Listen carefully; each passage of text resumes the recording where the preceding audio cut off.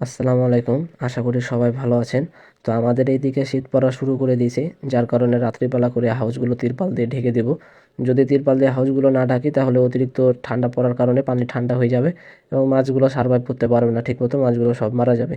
তো এই জন্য তিরপাল দিয়ে ঢেকে দেওয়ার ব্যবস্থা করতেছি।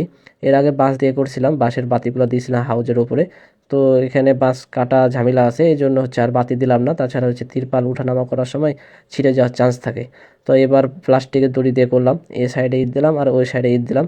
এভাবে এক লাইনে দুইটা করে লাইন দিব প্লাস্টিকের দড়ির, আর এইদিকে দুইটা করে, টোটাল চারটা করে, একটা হাউজে চারটা করে প্লাস্টিকের দড়ির লাইন দিব। আর একে একে কাজ করছিলাম, যার কারণে অনেক অসুবিধা হচ্ছিল। এরপর আলহামদুলিল্লাহ কাজগুলো শেষ করে দিয়েছি এই দিককার। এখন ওই দিকের কাজও শেষ করে দেব। তো দেখতে পাচ্ছেন ওই দিকের কাজ করা শেষ। তো মাছগুলোকে এবার খেতে দিয়ে দিলাম, দুপুরের দিকে খেতে দিলাম। দিনে একবার খেতে দিতে হবে, বেশি দিলে আবার সমস্যা, খেতে পারবে না, সব খাবার ডুবে যাবে। আর অ্যামোনিয়ার কারণে পানি নষ্ট হয়ে মাছ মারা যাবে। এবার হচ্ছে 4টার সময় আসরের নামাজের পরে সূর্যের আলো থাকতে থাকতে ঢেকে দিতে হবে, যেন ওয়েদারটা ধরে রাখতে পারে। তো টেম্পারেচারটা যেন না ডাউন হয় এই জন্য ঢেকে দিলাম এয়ার টাইট করে, ভিতরে তাপমাত্রা বাইরে যেন না যেতে পারে আর বাইরের তাপমাত্রা যেন ভিতরে না আসতে পারে, সেভাবে ঢেকে দিতে হবে।